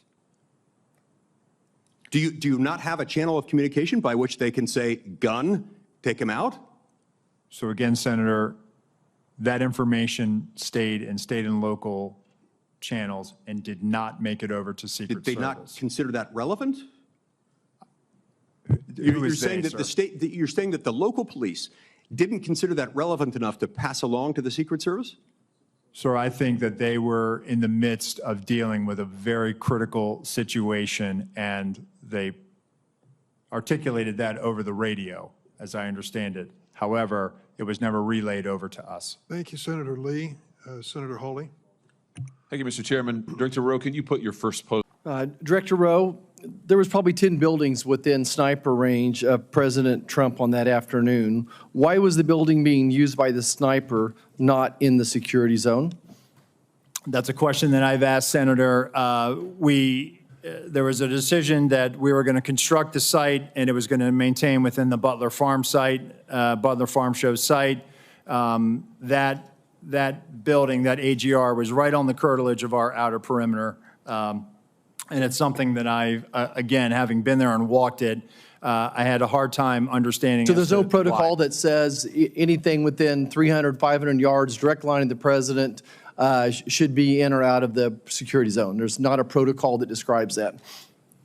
So, Senator, what we try to do is we try to either control the high ground or mitigate line of sight concerns. Okay. You've stated that on multiple occasions, President Trump's team was denied more of a detail, more assets. Who denies that? Who is the person that denies that, generally speaking? So, Senator, there's a process. Again, there's a conversation had with the detail. There's got to be a buck stopping. There's got to be someone. Who is the person? Is it a level within the D.C. agency? Is it someone in the Pittsburgh office? Who denies this? It has nothing to do with the Pittsburgh office, Okay. sir. It is a conversation between not only the detail, the field office, but also. I don't want to know the conversation. I want to know who makes the decision. The decision, sir, is it's our process between the Office of Protective Operations and the Office of Investigations. Is there a title for this position? It is called we affectionately call it the War Room, and it's where all of our logistics files into. So it's a room that makes the decision. It is a staffing and assignments office, sir. Okay. Is the Secret Service required to do a briefing with all entities of law enforcement involved in the event of the days leading up to the event and the day of the event? We do a police meeting, sir, where we start the initial So it's required. process. Is it required? Is it part of your standard operating procedure? The police meeting is what initiates the advance, and that is what is required. Was this meeting held on that day? The police meeting took place on the days prior to that. Do you have documents of that meeting was actually happened? If we do, sir, I will get them to you. But you're saying that it did not happen on the day of the event. So I think what you're referring to is a briefing that the state and locals would have done with themselves. We did a briefing with our own folks. They briefed. When did you? Did your people meet with local law enforcement the day of the assassination attempt? Yes. Okay, and you realize that the local law enforcement says no, that meeting never happened, and that's why we need to get these people in to talk to us, and this is why the FBI needs to be speaking up sooner than later and say that meeting did or didn't happen. Surely there's some type of documentation of that meeting one way or the other. Is there documentation of that meeting? So, Senator, I can tell you that what you're referring to is the counter sniper team seconded to Butler ESU. Our personnel met with the team lead from Butler ESU, and they discussed areas of concern, areas of responsibility, and that did in fact happen at the site on that day. Director, I think you would agree with me that there were multiple individual and institutional failures the day of this assassination attempt. You have a $3 billion budget. You're still 2,000 employees short. And in 2022, the Secret Service had a 48% departure rate. That tells me you either have a cultural problem or just gross incompetence. Which one is it? So, Senator, I would challenge that 48% departure rate. Let me get you some statistics that we have. It is not 48%. But go back to the multiple failures that we saw on an individual basis as long as systemic.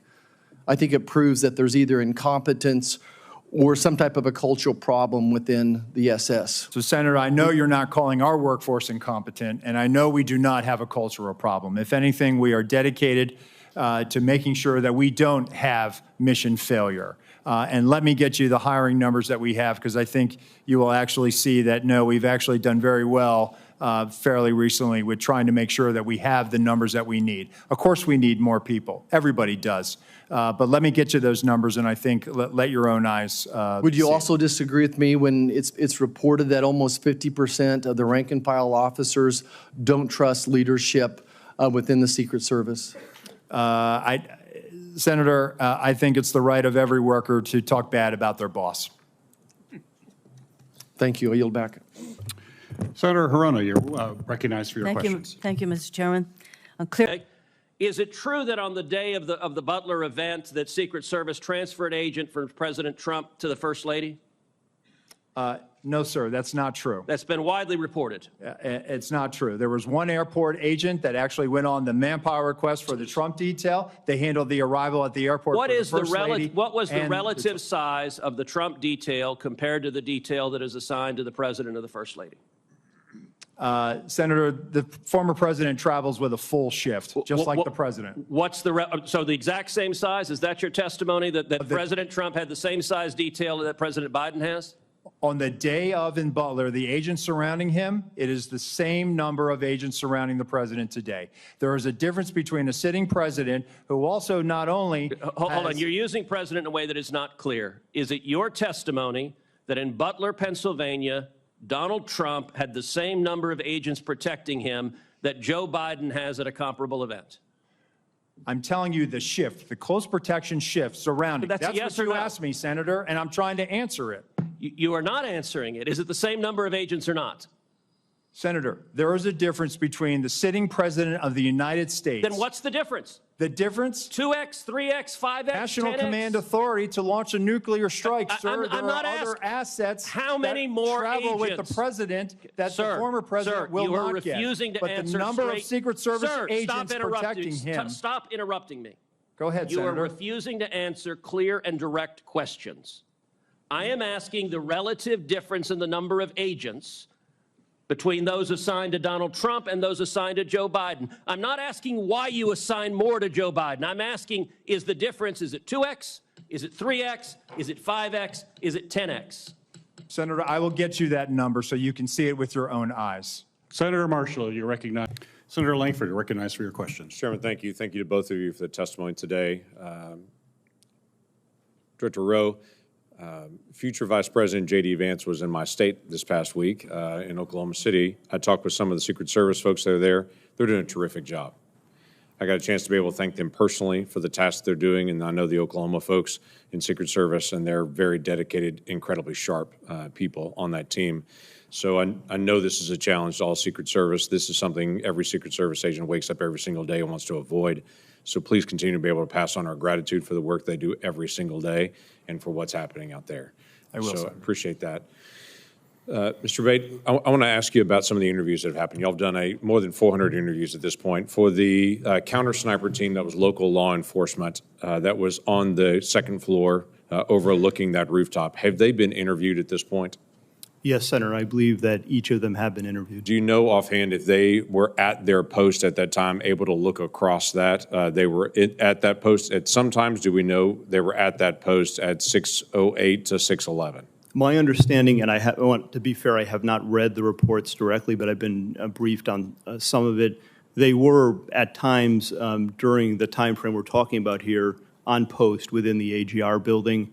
And I do believe, but I would want to confirm this at some point, one or more did venture out in an effort to locate and isolate the. We understand from the timeline that they were also looking for this individual that was suspicious, that they had left that post to be able to try to look for him on the ground at different points to try to be able to see if they could get a different perspective. What we're trying to figure out is during that time period that he actually climbed on the roof, assembled a firearm or took a firearm with him or picked one up, whatever it might have been there, that they were able to actually see him if they were able to look left, as been acknowledged in the photos that are up there.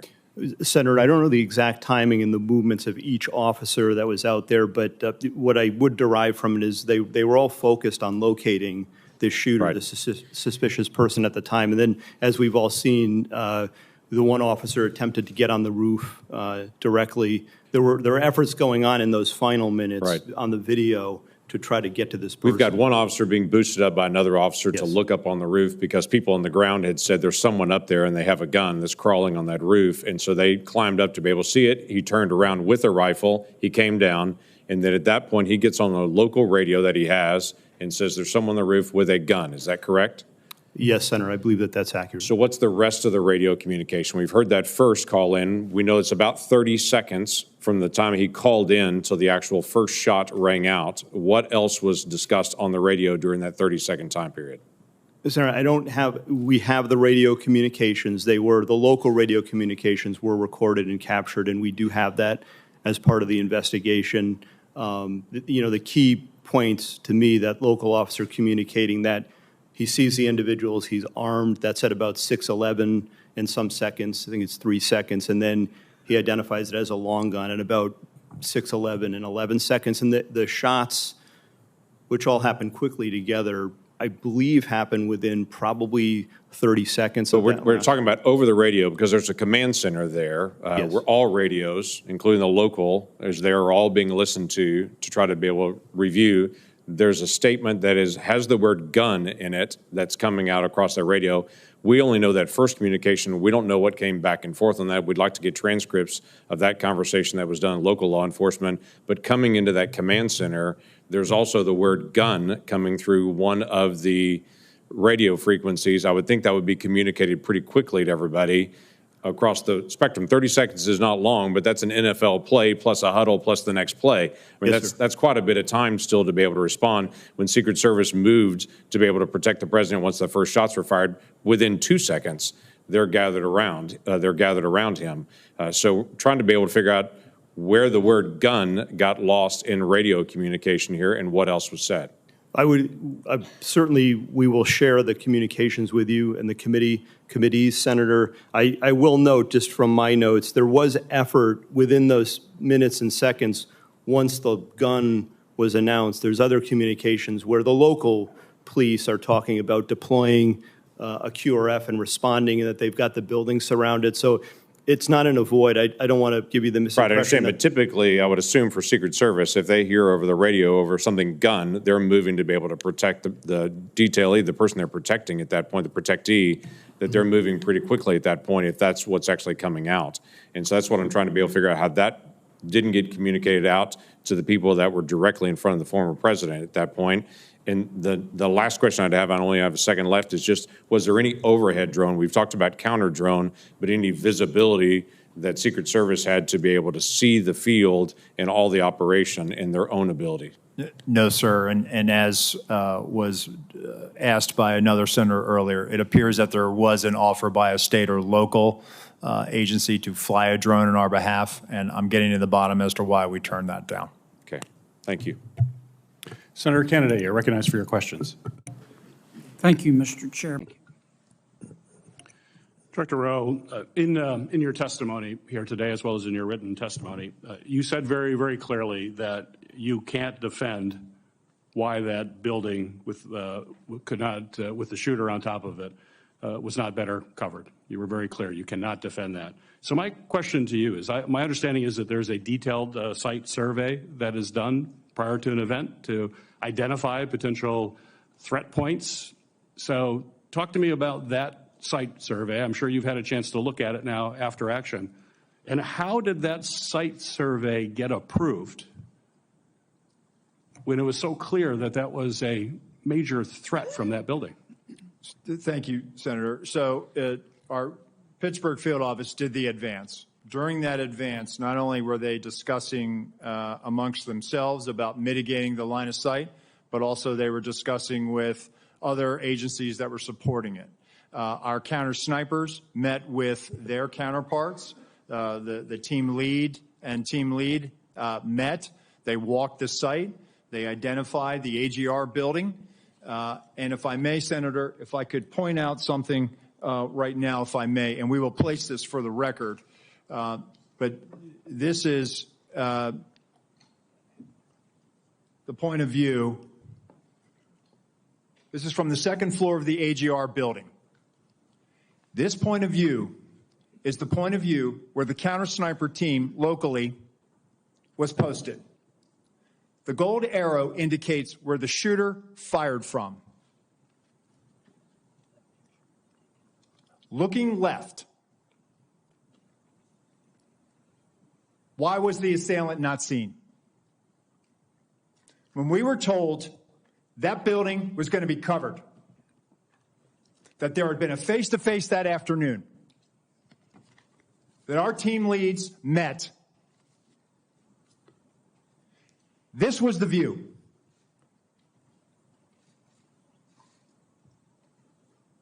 Let me show you another view, Senator. B.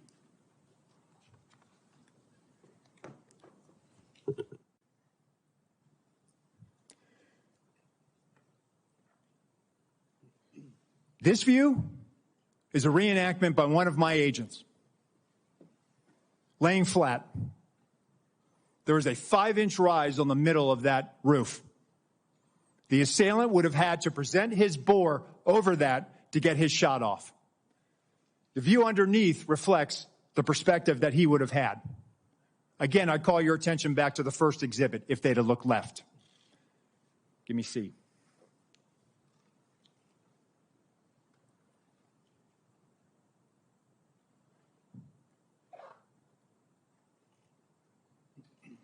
This is what our counter-sniper team saw. Shooter, no elbows. You barely make out the crown of his head. Below it, the assailant up prone. And let me just tell you, our counter-sniper, this individual, I know him. I consider him a friend. He has covered me operationally in conflict zones. And when I did my time on the president's detail, he exemplifies the courage, the skill, and the ability to respond under great stress in such short time to neutralize a threat and prevent further loss of life. Getting back to your question, Senator, these were discussions that were had between the Pittsburgh field office, the local counterparts, and everyone supporting that visit that day. And that's why when I laid in that position, I could not, and I will not, and I cannot understand why there was not better coverage, or at least somebody looking at that roof line when that's where they were posted. Director Rowe, the Secret Service, state and local law enforcement were on multiple communication channels, is my understanding, during that time. And as a result, local law enforcement was only able to call in to a state command center that was then relayed from the Secret Service. There seemed to be a recurring issue in emergency situations that we're finding with the federal government, that there's not a seamless way to communicate, particularly if you're relying on local law enforcement to deal with what was clearly a major vulnerability. Local law enforcement in Butler told my staff that they had no way of communicating directly with the Secret Service. And if I listened to Mr. Bates saying there was about 30 seconds between when the local law enforcement reported that there was a man on the roof with a gun, 30 seconds, if it's communicated directly to a counter sniper team, would that be enough time to react prior to the firing of those shots? Senator, if we'd had that information, they would have been able to address it more quickly. It appears that that information was stuck or siloed in that state and local channel. I will tell you, though, that there were our tactical elements did have, not only did they have embeds from Butler County ESU with them, but they also had radios on the tactical net. It is troubling to me that we did not get that information as quickly as we should have. We didn't know that there was this incident going on, and the only thing we had was that locals were working an issue at the 3 o'clock, which would have been the former president's right-hand side, which is where the shot came. Nothing about man on the roof, nothing about man with a gun. None of that information ever made it over our net. So that will change? Yes, sir. We are working right now to figure out the interoperability and also make sure that we do have access to those channels, whether through the counterpart system or some other means. Very good. Ranking Member Paul, you're recognized for your questions. Next on the Senate Judiciary Committee is Senator Grassley. Yeah. Mr. Chairman, I'd like to introduce my oversight letters and investigative documents into the record. This is information I've already made public. Without objection. Okay, thank you. I'd also like to call my colleagues' attention to a legislation that Senator Cortez Matos and I've introduced would require Senate confirmation of the Director of the Secret Service. I think this is very important because no other agency has a no-fail mission.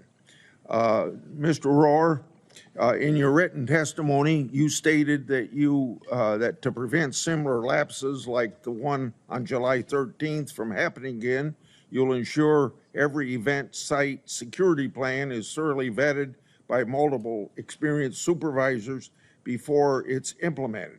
Based on your testimony, the security plan for the Butler event deviated from the Social Security standards. How would vetting by multiple experienced supervisors fix that? So, Senator, I think having many eyes on a particular problem set helps. That way you don't have tunnel vision. You just focus in on one thing. And so that's why I think it's important, not only at the field office level, but also at the detail level. And part of what we had started doing with the former president's detail is having them send out site agents, having them send out supervisors. And I think having that collaboration and having additional eyes to examine the problem will make sure that we're not missing anything. And I think I want that surety for myself. I think you've answered my question. Yes, Let me sir. go on. Also to you, in your written testimony, you stated that you, quote, regret that information wasn't passed to Congress and the public sooner and with greater frequency. What's your communication plan going forward to ensure that the American people in Congress are fully informed? So, Senator, we just started a rolling production that is bicameral. So we made our first rolling production last week. We made one yesterday. We will continue to do that.